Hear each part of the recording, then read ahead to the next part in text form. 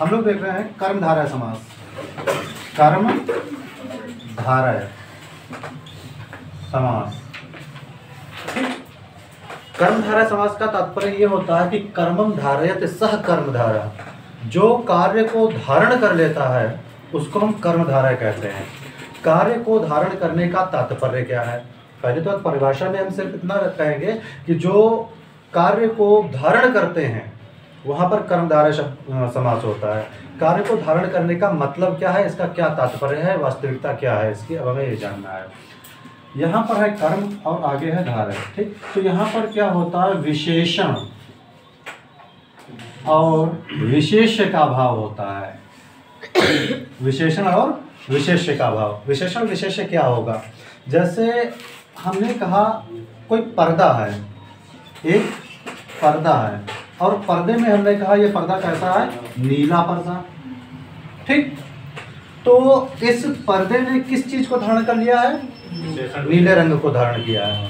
तो ये पर्दा क्या है, ये संज्ञा है, बिल्कुल सही बात कही आपने विशेषण को, और ये क्या है, इसकी विशेषता है, ठीक। तो संज्ञा को क्या कहते हैं हम, विशेष्य कहते हैं, और विशेषता जो होती है उसे हम विशेषण कहते हैं। तो विशेषण और विशेष्य का भाव आ गया है यहाँ पर। बात क्लियर हो गई? कर्मधारय का मतलब कोई विषय वस्तु है, वह विषय वस्तु किसी न किसी अपने एक स्वाभाविक गुण को प्राप्त करती है, और वह जो गुण उसका होता है वही कर्मधारय कहलाता है। क्योंकि अक्सर आपने सुना होगा कि कार्य दिखता है, तो जो विशेषण विशेष्य है, जो भी संज्ञा है विशेष्य है, उसका जो विशेषण है वो दिखेगा और वो समान दिखेगा सबको। अब इसके कुछ एक हम पहले स्वाभाविक उदाहरण ले लेते हैं, बहुत सहज वाले उदाहरण, कि कैसे। हमने आपको कहा एक नीला पर्दा, ठीक। इसी तरह से आपका विशेषण में आता, विशेषण विशेष्य में आता है नील कमल, नील कमल, काली मिर्च, ठीक, कुछ भी कर लो, काली है ना, काला कंबल, जो भी, चंद्रमुख नहीं, श्वेत चंद्र, श्वेत, हाँ चंद्रमुखी, श्वेत चंद्र। अब यहाँ पर जरा देखिएगा, कमल ने नीलिमा को धारण किया, मिर्च ने कालिमा को धारण किया, और चंद्र ने श्वेतिमा मतलब सफेद को, ठीक। अब एक चीज देखना कि इस कमल को कोई भी देखे तो नीला ही तो बताएगा, ऐसा थोड़ा कहेगा कि नहीं ये लाल कमल है, ऐसा नहीं कहेगा। अगर लाल कमल होता लाल कमल कहेगा। मिर्च कैसी है, काली मिर्च है, ठीक। और चंद्र कैसा है? अब आप चाहे अपनी छत से देखो, पड़ोसी छत से देखो, या किसी से फोन करके आप पूछो, विदेश में पढ़ रहा हो तो आपका भाई मित्र, तो उससे भी पूछोगे तो क्या बताएगा, सफेद चंद्र। तो इन्होंने अपने अपने जो विशेषण हैं इनको धारण कर रखा है, और ऐसा धारण कर रखा है जो नहीं बदलेगा, इसलिए इनको क्या कहा जाता है, कर्मधारय। स्पष्ट हो गई बात? अब इसी तरह से हम बहुत सी चीज़ों को, और अब यहाँ पर कंफ्यूजन क्या होती है ये भी आपको बता दें। इस समास में एक समस्या ये है कि इसके बहुत से उदाहरण जो लगेंगे कि यहाँ पर हैं, वो होंगे कहाँ असल में, बहुव्रीहि में होंगे। जैसा कि अभी हमने पढ़ा था द्विगु समास में, दशानन बताया था, दशानन द्विगु नहीं है, मतलब इसलिए उसको चर्चा कर रहे हैं कि पहला पद संख्यावाची है लेकिन दूसरा समूहवाची नहीं है, इसलिए ये बहुव्रीहि में चला गया, क्योंकि दशानन अर्थात रावण। अब यहाँ पर क्या होता है, यहाँ पर उससे ज्यादा गंभीर समस्या है। यहाँ क्या समस्या है, हमने कहा गज आनंद तो बनेगा गजानन, देखो संख्या नहीं है लेकिन गजानन कहा है, तो गज माने होता है हाथी, अब आनंद माने चेहरा, मुख, ठीक। तो हाथी जैसा मुख, तो मुख ने किस चीज की विशेषता धारण की है, हाथी की, तो ये तो विशेषण विशेष्य होगा। लेकिन नहीं, विशेषण विशेष्य होने के साथ साथ है इसमें कर्मधारय भी, ये ना सोचना कि कर्मधारय नहीं है, ऐसा नहीं है। लेकिन कर्मधारय होने के साथ साथ इस शब्द को रूढ़ कर दिया गया है। ये शब्द कैसा हो गया है, रूढ़ शब्द। जब कोई शब्द योग रूढ़ हो जाता है, ये योग माने तो जुड़ना, जुड़ा है, योग रूढ़ हो गया है। जब कोई शब्द योग रूढ़ होता है तो वो बहुव्रीहि में चला जाता है, क्योंकि उसका एक फिर निश्चित अर्थ निकलता है। यहाँ पर निश्चित ये है कि चंद्रमा सफेद है, यहाँ पर निश्चित ये नहीं कि हाथी का चेहरा है। यहाँ पर निश्चित अब ये हो गया हाथी के चेहरे वाला अर्थात गणेश। तो अब जब तीसरी चीज निकल कर आती है तो ये योग रूढ़ के अंतर्गत बहुव्रीहि समास में चला जाता है। अगर बहुव्रीहि समास इस ऑप्शन में ना हो, शब्द ये दिया हो गजानन और बहुव्रीहि समास ऑप्शन में आपके ना हो, ऐसी स्थिति में आप किसको लगाओगे? कर्मधारय को लगाओगे। उम्मीद है कि आप इसको समझ गए होंगे कि क्या करना है। चरण कमल इसी में रहेगा, कर्मधारय में ही रहेगा, क्योंकि चरण कमल तो हम किसी के लिए कह सकते हैं जिसके भी सुंदर हो, वो कोई निश्चित रूढ़ नहीं है। देखो, योग रूढ़ का मतलब होता है बिल्कुल निश्चित कर देना। अगर ऐसा नहीं है तब फिर कर्मधारय है, तब प्राथमिकता हम कर्मधारय को देंगे। तो ऑप्शन में दोनों दिए हैं तो बहुव्रीहि और कर्मधारय। तो शब्द के आधार पर अगर जैसे गजानन दिया है और दोनों दिए हैं तो आप बहुव्रीहि लगाओगे, कोई समस्या नहीं है। अब चरण कमल अगर दिया है तो चरण कमल तो हम विष्णु के भी कहते हैं, शिव के भी, किसी के भी चरण कमल हो सकते हैं, नायिका के चरण कमल हो जाते हैं, ठीक। तो इसमें आपका कर्मधारय रहेगा। अब इसके आधार पर मैं आपको अब भेद बता, ये तो हो गया इसकी विशेषता या इसमें जो समस्याएं हैं उसकी चर्चा हो गई। अब हम चर्चा करते हैं कि कर्मधारय समास के अपने कितने भेद होते हैं और उसके उदाहरण कैसे बनते हैं। हो सकता है ये बात आपने पढ़ी हो या ईश्वर जाने ना पढ़ी हो। आओ बात करते हैं, कर्मधारय के भेद कितने होते हैं पता है? कितने होते हैं? 4 भेद होते हैं। कर्मधारय समास के भेद होते हैं 4। ये 4 कौन कौन से भेद होते हैं? ये पहला हमारा होता है विशेषण और विशेष का भाव। विशेषण और विशेष्य भाव होता है। अब हम इसकी चर्चा भी करते चलते हैं साथ साथ में। तो यहाँ पर हम ये देखेंगे कि विशेषता पहले है और संज्ञा पद बाद में है। कई उदाहरण अभी हमने दिए आपको, जैसे हमने कहा कि क्या अभी बोला था, जैसे नील गाय, नया उदाहरण ले लेते हैं। नील गाय, गाय कैसी है? अच्छा, अब फिर वही चीज आएगी दिमाग में, ये ना लगा ना कि ये तो दिखती नहीं, गाय कहाँ नीली होती है। नील गाय एक पशु है, ठीक। उसका शरीर स्लेटी कलर में लगभग रहता है, जिसको अब गांव की भाषा में लील लगा है और आजकल जिसको लील लगा हुआ कहने लगे हैं, ठीक। ये गन्ना खेत आदि उसमें बड़ी फसल वाले उसमें ये छिपते हैं, बैठते हैं, तो उसको हम नील गाय कहते हैं, ठीक है। नील रक्त कमल, रक्त कमल माने लाल कमल। लाल दुपट्टा, लाल दुपट्टा, ठीक। तो दुपट्टा कैसा है? लाल है। कमल कैसा है? रक्त माने लाल है। गाय कैसी है? नीली है, ठीक। उसको गाय की कोट में रखा जाता है। वो अपना शब्द वाले जाने क्यों उसको रखा गया है, लेकिन हाँ दिखती भी है। गाय क्यों कहा ये वो जाने, ठीक। दूसरा हमारा रहेगा, इसमें विशेष पहले आ जाएगा। ये दूसरा हो गया, विशेष पहले है और विशेषण बाद में। अब इसको पता है आपको, अगर पूछता है तो किस भाषा में पूछेगा, उसकी लैंग्वेज ये रहेगी कि विशेषण पूर्व पद कर्मधारय। इसको क्या कहोगे? विशेषण पूर्व। पूर्व मतलब होता पहला, और इसको क्या कहोगे? विशेष पूर्व पद कर्मधारय। इसे क्या कहोगे? विशेष पूर्व पद कर्मधारय। ये जो शिक्षा विभाग की जो लोग तैयारी करते हैं उनके लिए बहुत महत्वपूर्ण ये शब्द हैं। ऐसे ही पूछते हैं, खंड शिक्षा अधिकारी में पूछेंगे, आपका आरओ में पूछेंगे, और ये यूपी टीईटी सुपर टेट उसमें इसी तरह से ये भी भाषा अपनाते हैं कि विशेषण पूर्व पद, विशेष पूर्व पद, विशेषण उभय पद। तो व्यक्ति चमक मतलब नहीं चकरिया जाता है कि ये क्या है। विशेष और विशेषण, विशेष पहले होगा। जैसे हमने कहा घन श्याम, घन श्याम। अब घनश्याम में कैसे इसको निकाल पा रहे हो? समझ में आ रहा है ये उदाहरण? घन माने होता है बादल, घन माने क्या होता है? बादल। और श्याम माने काला, श्याम माने तो काला होता है ना, तो बादल काला है। अब इधर क्या हो रहा है? विशेषता पहले और विशेष बाद में। यहाँ पर विशेष पहले और विशेषता बाद में। हमने कहा वचनामृत, वचनामृत, वचनामृत मतलब वचन अमृत। वाणी कैसी है?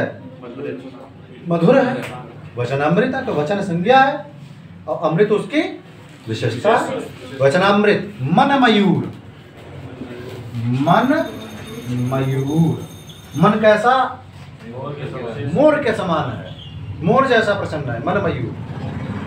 निकाल पा रहे हो भाई? मयूर मन थोड़ा ही है, मन कैसा है? जिसने कहते हैं मेरा मन मयूर नृत्य करने लगा, ऐसे बोलते हैं ना। मन किसकी तरह? मयूर की तरह आनंदित हो उठा। बात समझ में आ गई? अगले हम बात करते हैं तीसरे की। यहां पर क्या होता है, अगर हम कहें विशेष प्लस विशेष्य, इसको पढ़ी लिखी भाषा में हम कह सकते हैं विशेष उभय या विशेष्योभय कर्मधारय। विशेष उभय, उभय माने होता है दोनों, दोनों तरफ क्या होगा? विशेष्य ही होगा, दोनों विशेष्य हैं। इसमें एक शब्द अपनाया जाता है वत। वत का मतलब होता है, जैसे हमने कहा भीष्मवत, अगर हम उदाहरण रखें, हम कहें भीष्मवत, तो भीष्मवत का मतलब जानते हैं क्या होता है? भीम के समान, भीष्म के समान, तो भीष्म के समान भीष्म ही तो होंगे, तो दोनों तरफ एक ही बात हो गई। फिर इसका मतलब हमने, जैसे आपका नाम क्या है? रितेश, और इधर आपका भैया हरिओम। हमने कहा रितेश आप हरिओम के जैसे लग रहे हो, तो आप दूसरे हरिओम हो गए, तो दोनों संज्ञाएं ही तो हो गई। ठीक, भीष्मवत, कृष्णवत शब्द जिसमें लगा दिया जाए, भीष्मवत, कृष्णवत, भीमवत, शिववत, विष्णुवत, ठीक है, राधावत, तो वत शब्द जिसमें। अब दूसरा, अब इसका ये तो कंफ्यूजन वाला हो गया, आपको क्लियर कर दिया कि वत शब्द जिसमें भी लग जाए वो हो जाएगा। अब दूसरा क्या तरीका अपनाते हैं, जैसे हमने कहा पुत्री रत्न, पुत्र रत्न। कई बार ऐसा होता है, पुरानी फिल्में आप देखो या कोई ऐसा कोई कथानक सुनो जो थोड़ा दैवीय या वैसा हो, तो कहेंगे कि महाराज दशरथ ने 4 पुत्र रत्न प्राप्त किए, पुत्र रत्न। अब यहाँ पर क्या होता है, पुत्र भी संज्ञा है और रत्न भी संज्ञा है, दोनों संज्ञाएं हैं, पुत्र भी संज्ञा, रत्न भी संज्ञा। तो ये क्या हो गया आपका? विशेष उभय पद कर्मधारय हो गया। ठीक, स्त्री रत्न, कन्या रत्न, रत्न शब्द जिसमें लगभग लगाओ इस तरह से। ठीक, ये कैसे क्या हो जाएंगे आपके? विशेष उभय पद हो गए। नर सिंह किसी में आएगा? नर भी है और सिंह में दोनों, दोनों है ना, वास्तव में है दोनों, और दोनों दिखेंगे आपको। नर सिंह अवतार हुआ है ना नरसिंह का, तो उसमें नर भी है और सिंह भी है, दोनों हैं। तो ये दोनों पद संज्ञा वाले हैं। उम्मीद है कि आप इसको अच्छे से समझ गए होंगे, समझने के आधार पर। ठीक, यहाँ देखो, समझने में अगर आपने ठीक से समझ लिया है तो उदाहरण बहुत मायने नहीं रखते हैं। उदाहरण कोई सामने आएगा तो आप निकाल लोगे, लेकिन आपको पता होना चाहिए कैसे निकालते हो। मैथ में आप क्या सीखते हो? सूत्र को कैसे रखना है, सूत्र को समझना है और उसके कॉन्सेप्ट को समझना है। बस वो चीज़ समझ गए, फिर उसके बाद संख्याएं कोई भी रख दी जाए आप उसको निकाल दोगे। हमें अगर जोड़ना पता है तो 1 और 3, 1 + 3 तब भी हम 4 कर देंगे, और 2 करेंगे तब भी 4। हमें पता ये होना चाहिए जोड़ना कैसे है, यही तो बात है ना। हमें ये पता होना चाहिए कि इनके मतलब क्या है, तो फिर उदाहरण मायने नहीं रखते हैं। आगे हम बात करते हैं, यहाँ पर क्या है, ये वाली तो स्थिति आ गई। अब हम ये वाली स्थिति लेते हैं। हमने कहा दोनों तरफ क्या होगा, वो विशेषण होगा, दोनों तरफ विशेषण है, इधर भी विशेषण और इधर भी विशेषण। अब दोनों पद विशेषण क्या होंगे, तो हम इसके लिए कहेंगे कि कोई एक संज्ञा हम ले लेते हैं और उस संज्ञा की हम विशेषता बताते हैं। अगर इधर आप अपने दाहिने तरफ देखो तो आपको दिखेगा एक पेड़ है कचनार का, है ना। अब वो कचनार का पेड़ अभी आपको कैसा दिख रहा है? हरा भरा। पेड़ की विशेषता क्या है? हरा भरा। तो देखो विशेषण का मतलब क्या होता है? विशेषता। और आपने 2 बार कहा हरा भरा, बोला कि नहीं बोला? तो हम कहेंगे ये पेड़ कैसा है? हरा भरा। तो 2 शब्द हो गए और दोनों पद क्या है? विशेषण है। यहाँ पर संज्ञा पद गायब करके 2 विशेषण पदों को दे दिया जाता है, हरा भरा। कोई हमने लड़की देखी दुबली पतली, देखो मैंने ही बोल दिया, है ना, एक मोटी दाढ़ी, एक गोल मटोल कहते हैं फुटबॉल जैसी, बढ़िया, मन करता है गेंद जैसा खेलने थोड़ी देर। तो हरा भरा, मोटा ताजा, गोल मटोल, है ना, रूखा सूखा, जीर्ण शीर्ण, ये सभी इसी के उदाहरण। इसके उदाहरण ज्यादा होते हैं। 2 तरह के उदाहरण सबसे अधिक पाए जाते हैं, एक पहला वाला और एक अंत वाला। ये विशेषण और विशेष सबसे ज्यादा पूछे जाते हैं और सबसे ज्यादा इनको। आपका इसी में एक उदाहरण आता है चराचर, कई बार पूछा गया है चराचर में कौन सा समास है? ऐसा स्थान जहां पर जाया जा सके और नहीं भी जाया जा सके, ये उसकी विशेषता है चराचर। ठीक है। कृताकृत, ऐसा काम जो कुछ किया भी जा सके और कुछ ना भी किया जा सके। कृताकृत और चराचर, चराचर कृताकृत। अब देखो इन दोनों में आपका कर्मधारय भी है और द्विगु समास वो द्वंद्व समास भी है, दोनों समास हैं इसमें। प्राथमिकता किसको है? कर्मधारय। अगर कर्मधारय ऑप्शन में नहीं है तो ये द्वंद्व समास में चला जाएगा, ये दोनों में भी जाएगा। चर और अचर, कृत और अकृत, ये भी होता है इसके साथ में। होता है ना कि समाज को पढ़ते समय बुद्धि को बहुत ही स्थिर करके पढ़ना है। ऐसा नहीं है कि चाहे जो कुछ आप पढ़ते जा रहे हो और चाहे जिस तरह से, ऐसा नहीं करना है। आपको बहुत हिसाब से पढ़ना है इसको। उदाहरण, जरा ऑप्शन बदले नहीं कि चीजें बदल जाएंगी। जैसे नहीं सरकार दूसरे आते ही नेता दूसरी पार्टी पहुंच जाते हैं, वही हाल इसका है कतई। बिल्कुल सरकार की तरह है, लोगों की तरह। जैसे ही पाला पलटा कि दूसरी तरफ पूरी पहुंच जाएंगे। ये स्पष्ट हो गई बात? Yes sir. ठीक है।